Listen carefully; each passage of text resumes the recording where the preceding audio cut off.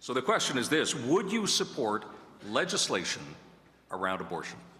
I am pro-choice, and my government would not bring in legislation or support legislation to change or to restrain the rights of women. The situation we have now is what we should maintain, and that is a very clear. They're all candidates except one on this stage has stated their position on this. A Poilievre government would not introduce or pass legislation restricting abortion. But on this issue, can we be clear on one thing? Every candidate in this race needs to tell the women of Canada where they stand, whether they're pro or against. The women of Canada, deserve to know where they stand. And Mr. Poilievre's answer, quite frankly, does not fit that test. Okay. We will be taking 10 seconds away from Mr. Poilievre, but Mr. Aitchison, get in. I think that it's nonsense. Yeah, Mr. Aitchison, please go ahead. When you have the opportunity to sit down and listen to some music, what do you listen to? Mr. Charest.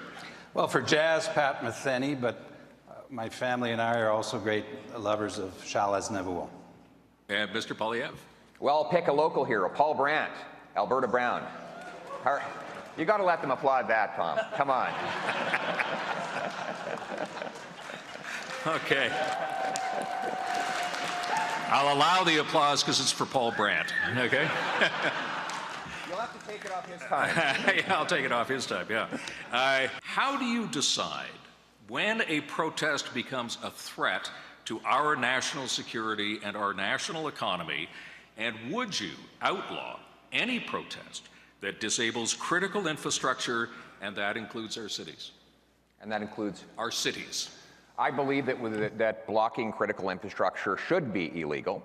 And that's why before the truckers even arrived on Parliament Hill, I said I supported their peaceful and law-abiding efforts to restore their liberties and their livelihoods while condemning any individuals who broke laws, blocked critical infrastructure, or behaved badly. That's what individual responsibility actually means. Now, I just find it interesting that you didn't include in your list of threats the axe-wielding terrorists who've been attacking our pipeline workers in Western Canada. I don't know why that doesn't seem to be a trouble to you, but or the rest of the national media, because you're more concerned about truckers who lost their jobs because of an unfair vaccine mandate imposed on them by a prime minister who was targeting them without any scientific basis than you were about holding accountable people who've actually done violence and most recently just set the car on fire of someone who was investing in the energy sector. Thank you. Mr. Brown, you have 1 minute.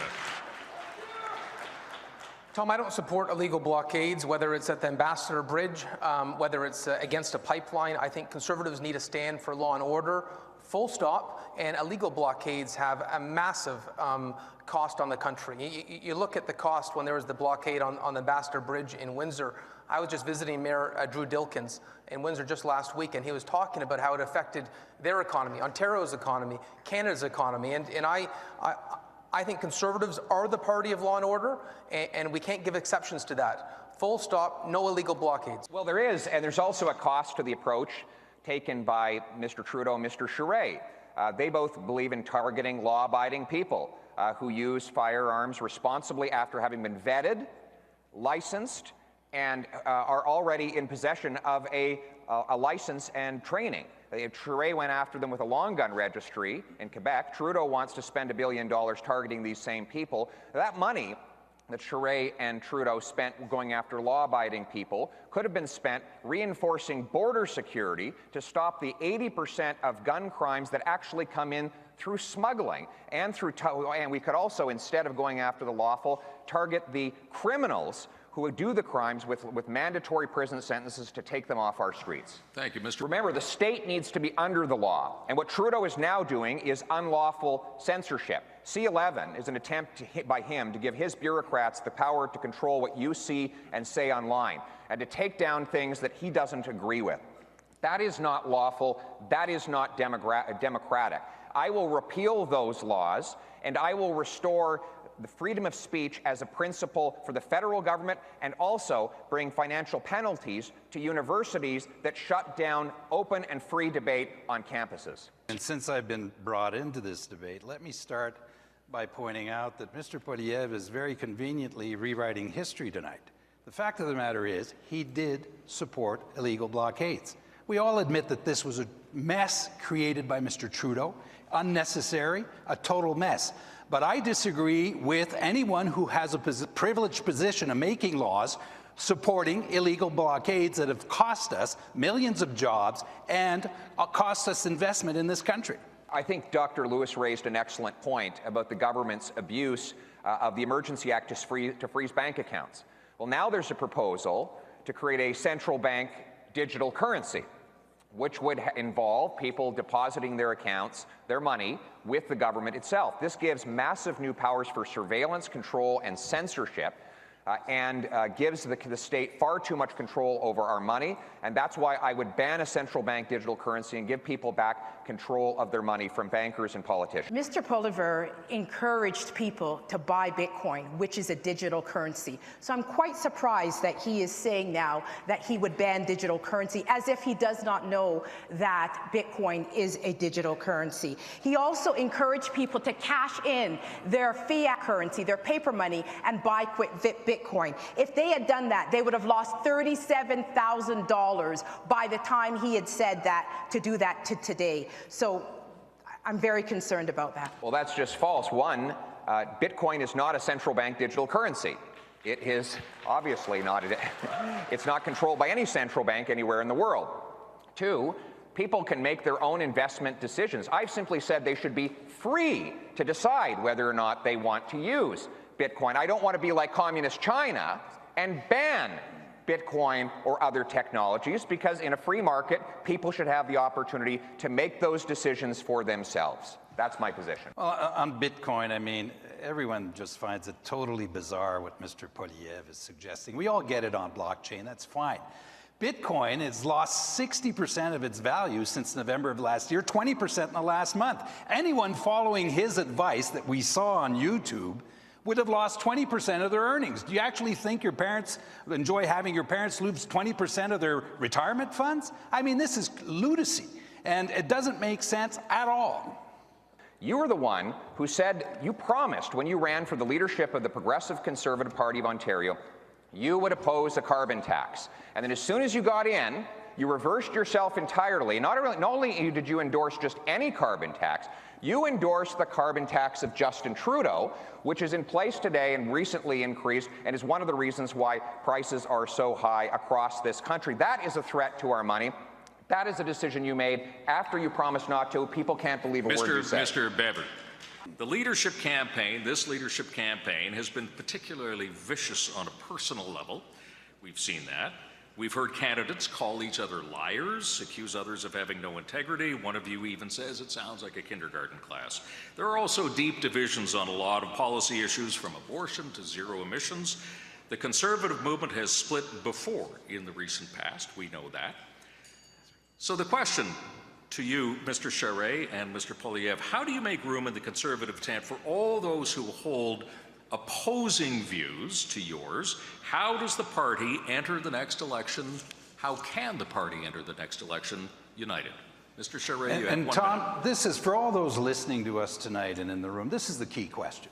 They know, everyone knows that the Trudeau government needs to get out of office, and they're looking to the Conservative Party of Canada as the national alternative.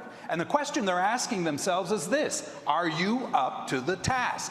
Are you, yes or no, going to be a national Conservative alternative and party? That's our challenge, ladies and gentlemen.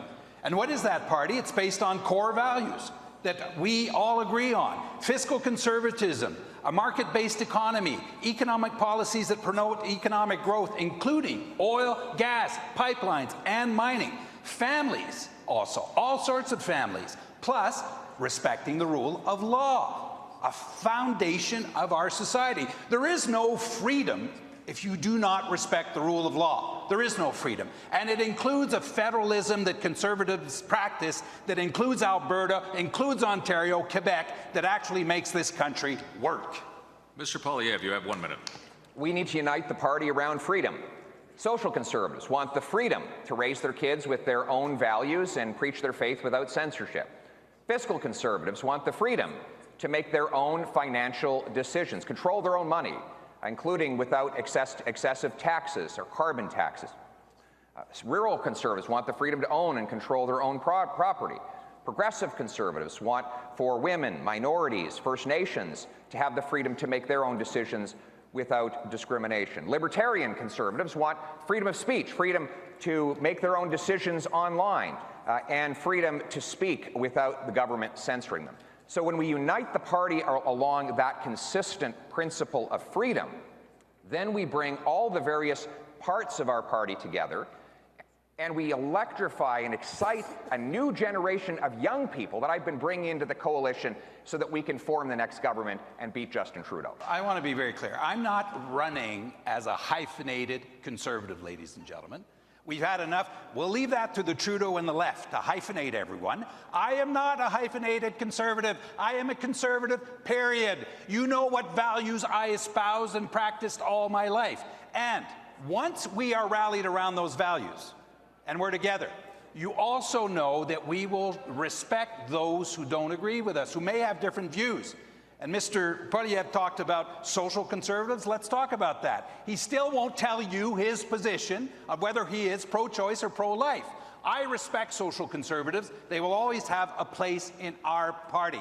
They are good people, faith-based people who deserve a place at the table and in the family. Mr. Poilievre, 45. Well, I believe in freedom of choice on that issue. I already said that at the very beginning. So I don't know what you missed. I don't know if you were listening. Yes, it is. That's what I said. But Mr. Charest, why didn't you take a moment to acknowledge that you're the only one on this stage who actually voted for a law that would recriminalize abortion when you were part of the Mulroney government? You did. You did. And you can take a moment now to renounce your earlier vote if you've changed your mind, but that was your position. You seem to have forgotten it. You've forgotten a lot of things about your record. You forgot that you brought in a carbon tax. You forgot that you raised the fuel tax, the sales tax, the health tax. You forgot that you banned natural gas development in your own province. You forgot you brought in a long gun registry. You seem a little bit forgetful about your record, Mr. Charest, but Canadians now remember.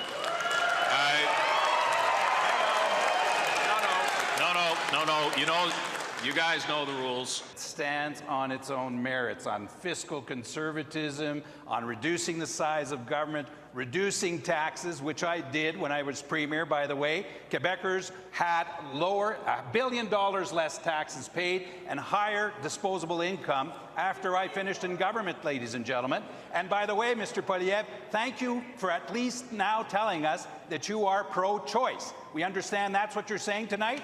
Please confirm that for us. And Mr. Poilievre, you have 30 seconds. I did confirm my position that I will not introduce any law on abortion as Prime Minister. I made that very clear. But Mr. Charest, you're wrong about your tax record. You raised the sales tax, the carbon tax, the fuel tax. Just like Patrick Brown, you're trying to flip-flop on it and say one thing on the stage different than what you said before. And the overall tax burden in Quebec went from 19% of the economy to 25% of the economy under your government. That is your record. You can't run away from it. I have a clear, solid record as a tax cutter that leaves more money in people's pockets. Inflation. Mr. Poilievre's suggestion of firing the governor of the Bank of Canada, his suggestion that of saying that the Bank of Canada is financially illiterate is irresponsible. It creates doubt. If you're an investor looking at coming to Canada and you hear that kind of a statement coming from a member of the House of Commons, you'd think you're in a third world country. We cannot afford to have any leader who goes out there and deliberately undermines the confidence in institutions. Conservatives do not do that. The biggest issue I've heard about that people haven't talked about today is housing. Our 32, 33-year-old people living in their parents' basements. We have the fewest houses in Canada per capita in the G7. At the same time, our central bank has been printing money to inflate prices. The solution is, of course, to fire the gatekeepers. I've already announced that I will fire the governor of the central bank to get inflation under control, but I will also tie infrastructure dollars for cities to the number of houses they allow to get built by removing the red tape and allowing builders to build homes for our young people to live in. I want to lead that party. I want to unite the party, and I want to offer a national vision, not based on anger, not based on tearing down institutions, but on building our country. We are the most privileged citizens in the world. We won the lottery of citizenship. We should be living up to that aspiration, passing on to our children the country that we received from our parents. It is your responsibility and mine to do that. And as leader of the Conservative Party of Canada, I will give you a national majority government.